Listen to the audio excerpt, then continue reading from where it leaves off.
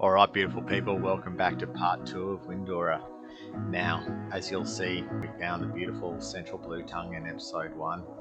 Stick around to see what we find in this episode, you're going to absolutely love it. Here we are, nature nutters, with one of my wish list species, the hopping mouse.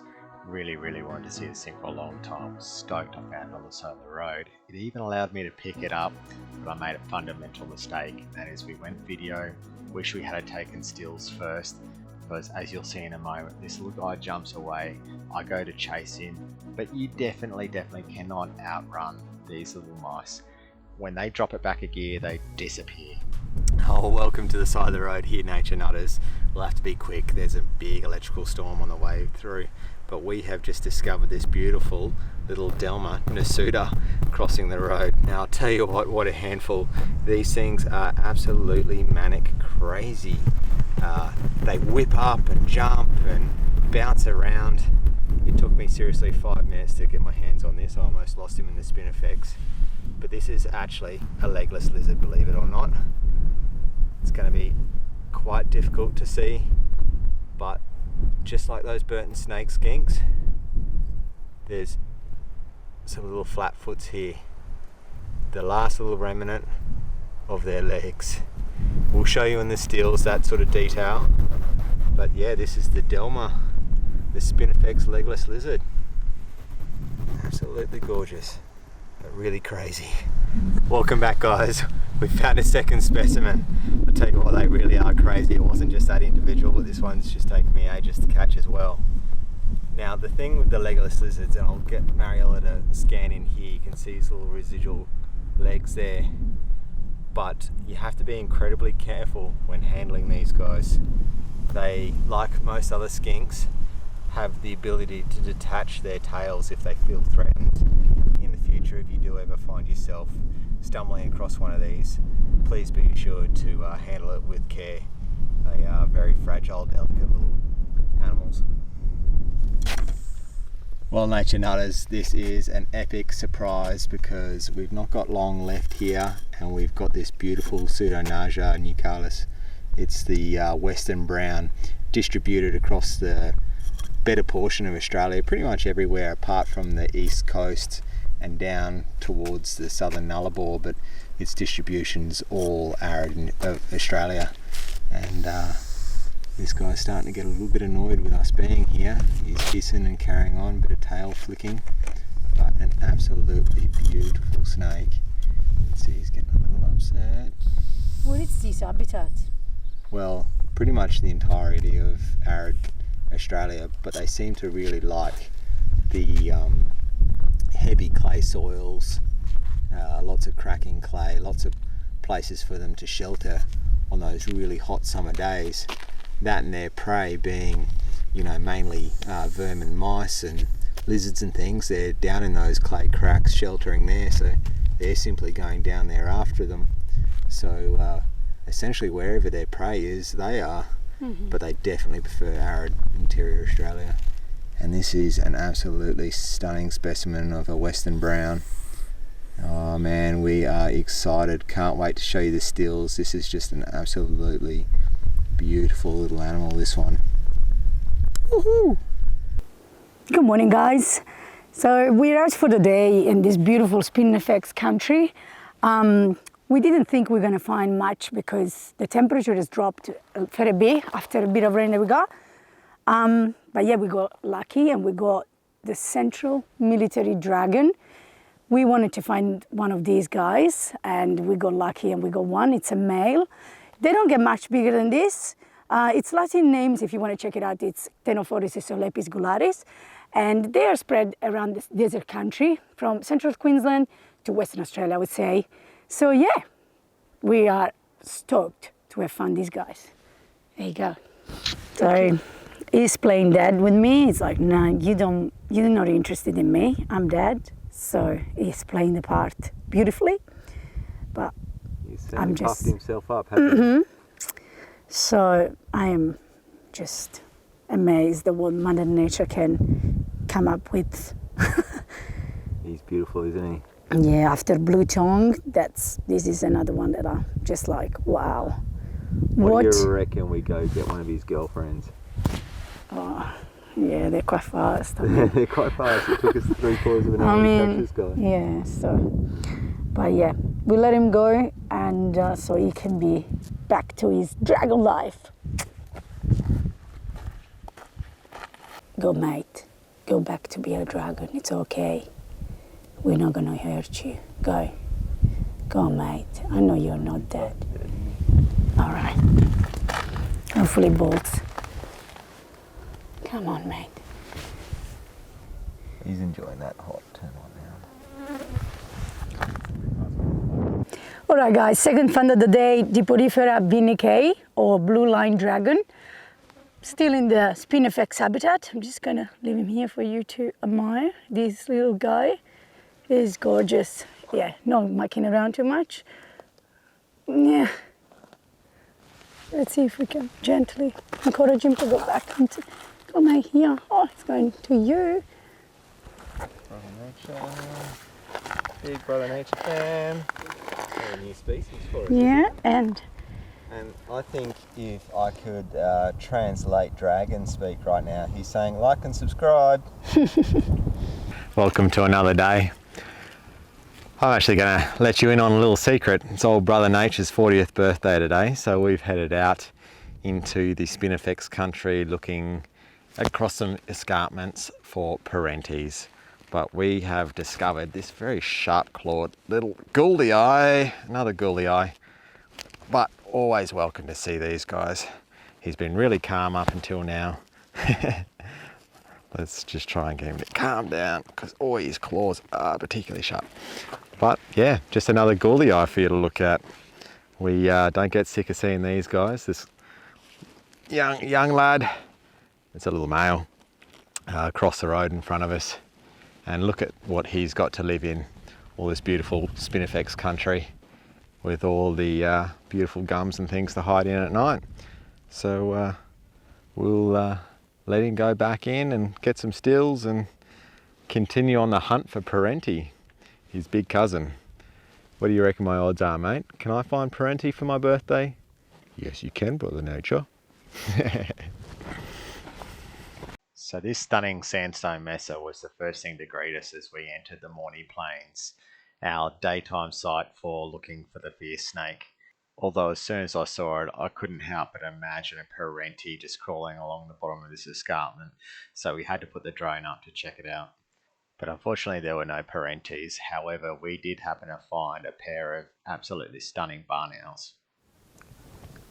Well guys, we're up on this escarpment. We came up here looking for parentes up in some of these caves during the midday sun, and well, this is the deepest, darkest of the dens up here.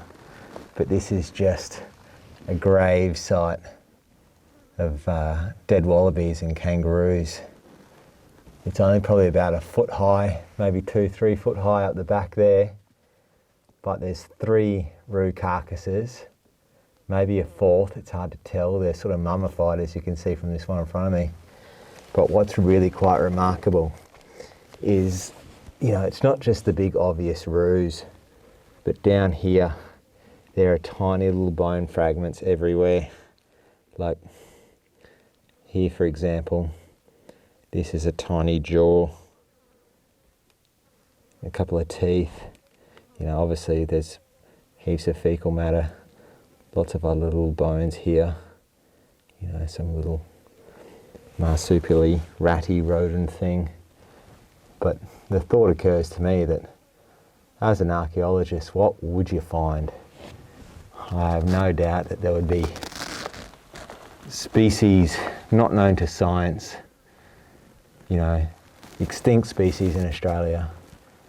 This would just have thousands and thousands of bones throughout it. This is millennia of feces, guano basically, and dead corpses. It's quite remarkable, this cave. Quite sad at the same time. Well, nature nutters, you won't believe what we found. As you can see here, we've got this beautiful group of young emus. Now, we discovered them first running off in the distance, so we approached them. They came to this quiet, gentle walk here. but then they decided to run again, and it was so very impressive. We weren't finding taipans, so we were really welcome to see this side. At this point of the flight, we were almost 2.5 kilometers from where we were positioned, so the drone started to behave a little bit strange, losing transmission, so I had to end it here. But I particularly loved seeing the emus run over the gibber, kicking up the dust here. Well, it was still early in the day, so there was opportunity still to see taipans, though spoiler alert, unfortunately we do not find the taipan. We are going to have to go back out here, but here is some treasures that we got from the day.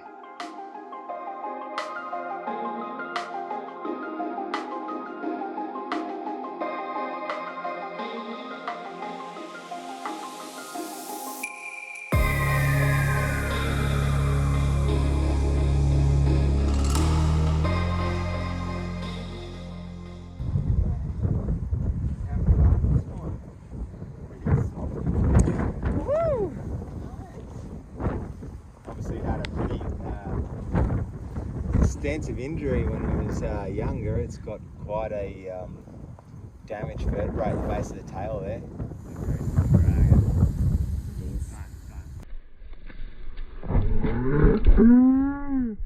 Alright guys, now I've stopped for this little monitor on the anthill here.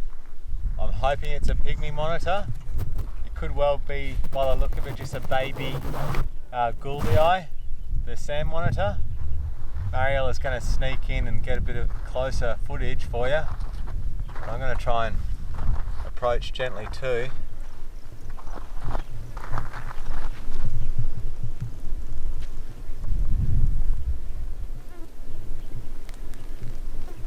I'm inclined to say it's a baby Gouldii. He's awfully cute.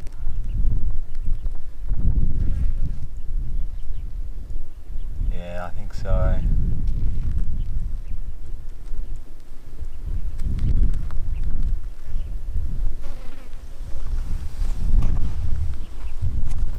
I feel a bit privileged to get this close to this little guy. So young and naive about predators. He's just really happy here, just soaking up some sunshine. So given he's being so cooperative, we'll take some really nice stills actually of him just basking on his little favourite termite mound here. So we'll catch you back shortly, I should say. Ooh.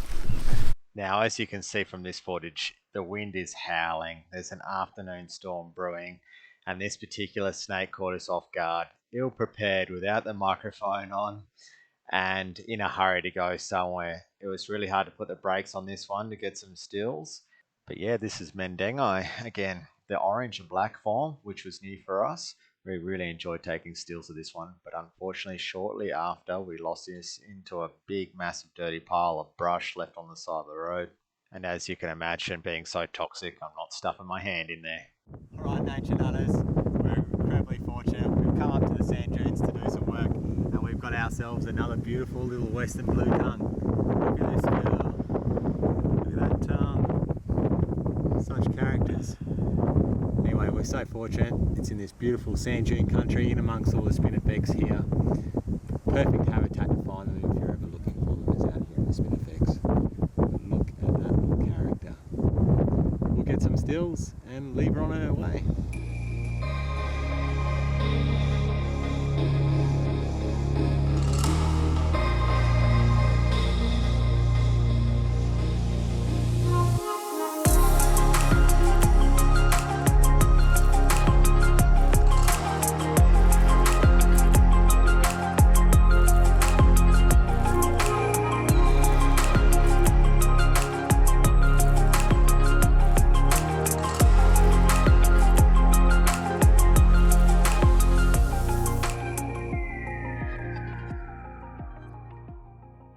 Welcome back, nature nutters, to another night spotlighting. We're super fortunate. We've just managed to stumble across this beautiful abyss. He's the smooth knobtail gecko. You can see on my hand there, he's just got that stunning little typical niferous knobtail. The beautiful big eyes adapt for seeing his prey at night. Now this guy's typical habitat is this beautiful Spinifex red sand dune country. Distribution right here on the edge of Windorah all the way through WA. Thankfully they're relatively common because they inhabit arid Central Australia. Their greatest threat though is the cats, unfortunately. People that live out here tell me that they don't see near as many of these anymore, but thankfully we did. Got his attention. Yes. Oh, is it you recording? Mm-hmm.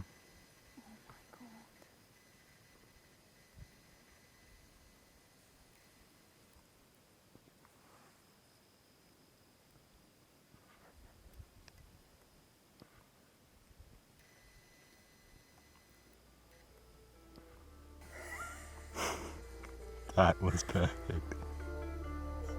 Well, nature nutters, for those of you who aren't familiar with it, this is an antlion, the predatory larvae of a lacewing, an animal very similar to like a dragonfly.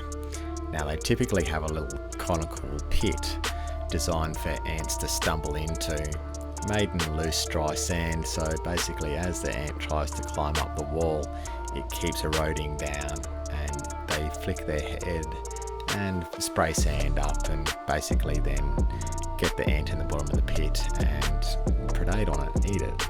Although this particular species didn't seem to have a pit, it seemed to utilise the undulations in the sand dunes to find its prey. Now as we were filming that gecko, this beetle came into the light and became its next victim.